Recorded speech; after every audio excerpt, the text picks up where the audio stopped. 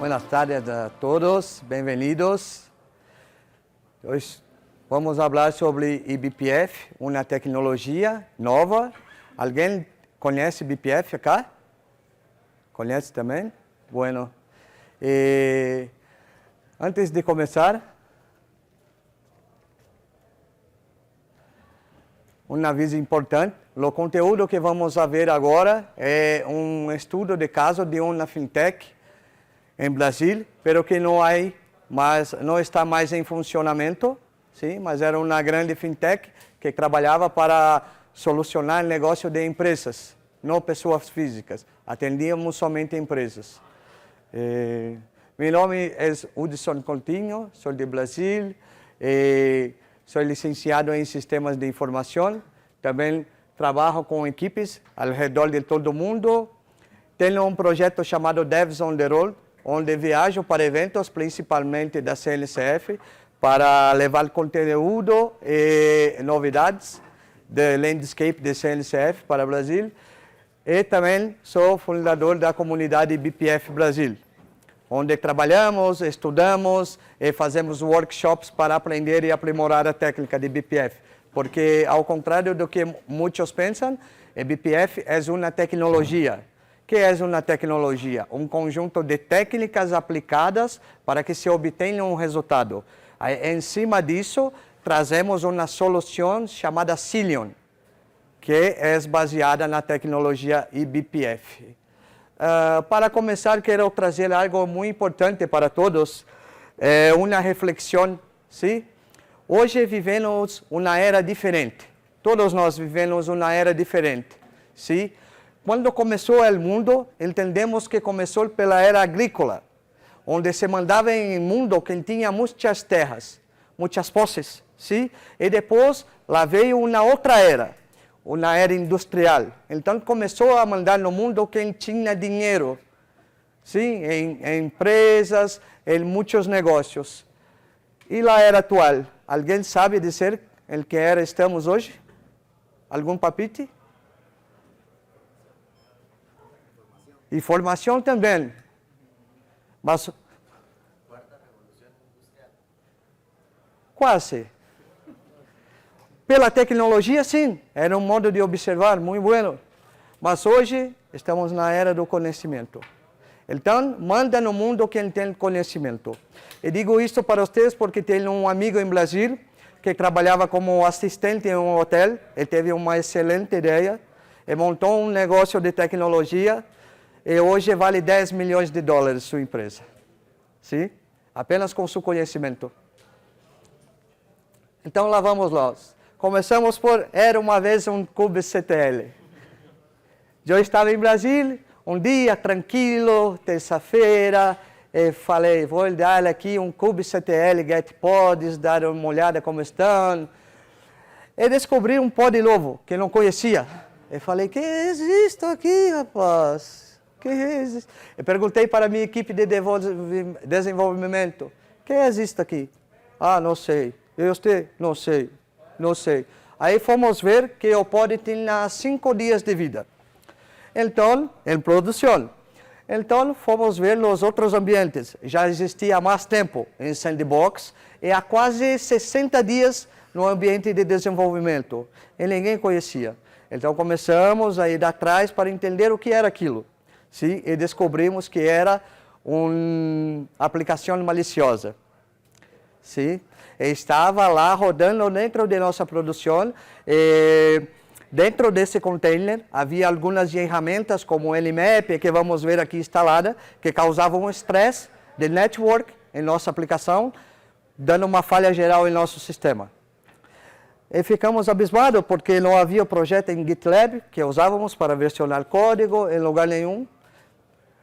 Então começou uma pesquisa de fechar todos os ambientes e começar a cavocar, até entender de onde veio aquilo. Sim? Então aqui trouxe um exemplo para ilustrar. Aqui dei um getpod, como se fosse o pod malicioso, que está grifado acima. E o que acontece? Ele começou acá, no ambiente de sandbox. Depois pulou para cá. até chegar no ambiente de produção. Essa ilustração é de uma ferramenta chamada Rancher, que é para fazer o gerenciamento de los clusters. E agora? Quem pode me ajudar aqui? Que faça? Então, vou falar um pouquinho para vocês de como trabalhávamos com a nossa arquitetura. Versionando o código em GitLab, usávamos a AWS, dentro dela EKS, Kubernetes, e um banco de dados, MySQL, RDS. Dentro dessa arquitetura, para haver uma economia de recursos, porque RDS custa muito efetivo, né, muita prata, então, a cada 2 ambientes, colocávamos um banco de dados e usávamos um recurso chamado VPC Peering, para que eles comunicassem entre si. E foi assim que o atacante começou o seu ataque. Primeiro, ele infectou através de um ataque de movimentação lateral, conseguiu injetar um container com ferramentas maliciosas e foi escalando através de VPC Peering o nosso ambiente. Sim? Bom, então, praticamente foi isso. Ele criou um container com uma carga útil, maliciosa dentro, um container com ferramentas como tcdump, nmap, algumas de rede, isto, e fez um ataque através da API de metadados do Kubernetes. Quase impossível de detectar isso, se não tem uma ferramenta como Dynatrace, como algo muito irregular que está dinamicamente entendendo como funciona a sua rede, quais protocolos, quais chamadas tienes. E para a realidade, é muito difícil na empresa ter isso, porque custa muito efetivo. Sim? Então, foi assim que ele foi avançando. Ambiente, por ambiente, por ambiente, por ambiente, e só descobrimos depois de 60 dias. Quase que o filho nasce, né? Quase uns meses, estávamos ferrados. E aqui trouxe um exemplo de como ele planejou essa imagem Docker e todas as ferramentas que ele usou aqui para poder danificar nosso sistema. Então, percebemos antes do sistema começar a ter um estresse de falha, porque, por incrível que pareça, vi a imagem lá, parece que até Dios me falou, faz um get nodes aí, um get pods, porque o negócio vai ficar feio. E procuramos muitas soluções. E pensamos assim, como vamos fazer se não podemos mexer na arquitetura, porque é algo que já estava certo, não temos como tirar um banco, tirar um EKS, não. Então temos que procurar uma solução que consiga barrar esse ataque, que consiga também nos dar segurança de que trave o sistema para que não entre mais na próxima vez. Sim? Então, fomos pesquisar e achamos em BPF uma solução muito boa. E decidimos usar uma ferramenta chamada Cilium. Pero que é muito complicado, porque quando se está iniciando, há uma curva de aprendizado muito íngreme para Cilium. Sim? Então, demoramos 3, quase 4 semanas até conseguirmos efetivamente configurar tudo certinho. Eu mandei muitos DMs para Liz Rice, até que ela me respondesse e falava, pelo amor de Deus, vai cair tudo aqui, fala comigo. E, então, o que fizemos? Tiramos a parte de CNI, de AWS, e colocamos como Cilium, para fazer o Container Network Interface do nosso cluster EKS. Sim? No que isto foi bom?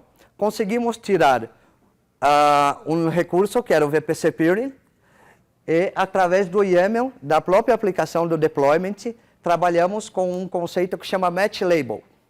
Então, como o eBPF trabalha em uma camada abaixo do kernel, fazendo todo esse controle de todas as camadas de rede, se conseguimos tirar o VPC Peering e colocar label de um contenedor de ambiente de sandbox com a mesma label com contenedor de produção. Então, os dois conseguem se comunicar, mesmo estando em contas separadas. E isso traz para nós uma segurança, porque não dá acesso a todos os recursos da conta da AWS. sim, solamente na comunicação entre os que precisam se falar. Então, para resolver todo este sistema, fizemos isso com Cilium. Sim? E é isto. Foi assim que resolvemos. Por que fiz algo muito rápido e muito sucinto? Porque creio que todos têm um contexto muito bueno. E creio que a parte mais rica de uma charla é que possa ouvir de você, o que acha de BPF, o que acha disto. Então, quis trazer algo muito rápido para que possamos usar o nosso tempo aqui para debater e que possa ouvir de vocês como trabalham, o que acham e como pensam que isso será o futuro de suas aplicações. Sim?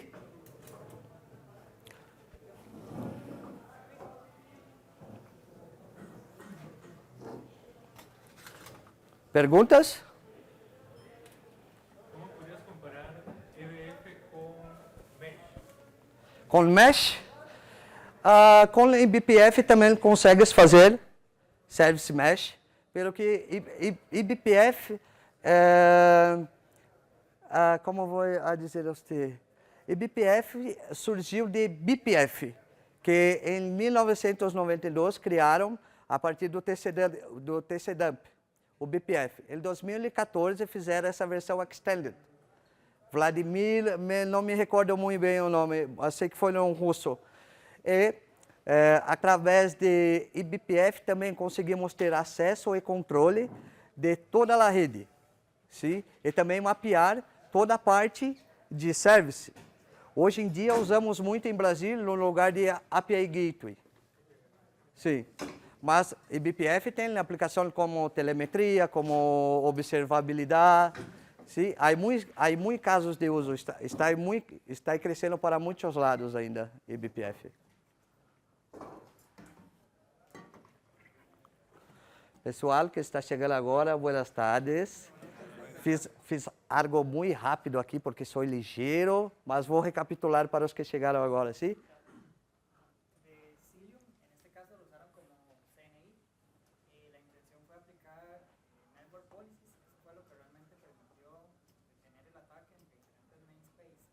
Sim. Não usamos basicamente network policies, né, neste contexto, solamente um match label no YAML de cada aplicação que precisava se comunicar. Deixa-me voltar aqui para te mostrar uma coisa. Acá. Quando temos aplicações em namespaces diferentes, aí tagueamos com match label e usamos essa tag pod namespace, onde além do nome da aplicação, também colocamos qual namespace que queremos. Então ela faz o across. Se há um cenário que está tudo no mesmo namespace, não é necessário o match label. Vou volver para os que chegaram agora, sim?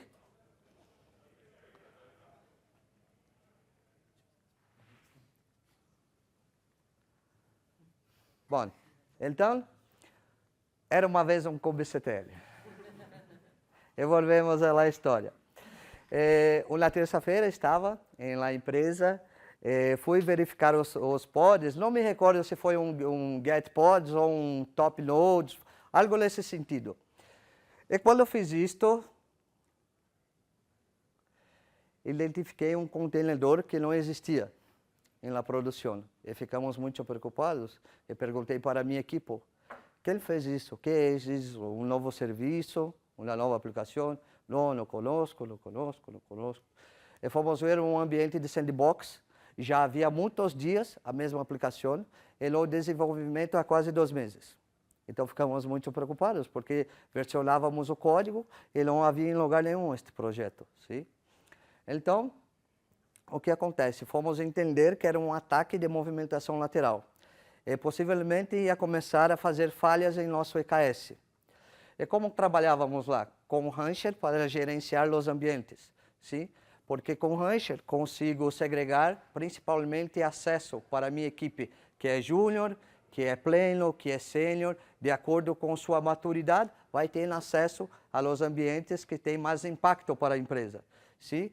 Então ele começou com o sandbox, avançou para o ambiente de QA, até chegar em produção. Sim? Assim é feito um ataque de movimentação lateral. E agora? Mas basicamente nossa arquitetura era muito enxuta, era muito simples de trabalhar. Códigos versionados em GitLab, e fazíamos deployment com o próprio GitLab. E também usávamos o registry do GitLab para armazenar nossas imagens. Apontando para a AWS, para o EKS, onde tínhamos ele rodando, e se comunicando com um banco relacional, MariaDB. Pero que em toda a arquitetura, para economizar efetivo, usávamos somente 2 bancos de dados e um recurso chamado VPC Peering, que ele lhe permite comunicar entre contas da AWS.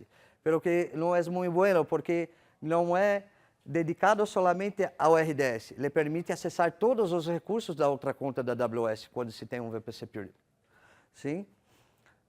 E o atacante introduziu uma imagem maliciosa com uma das ferramentas que gerava uma carga, danificando a API de metadados do nosso Kubernetes.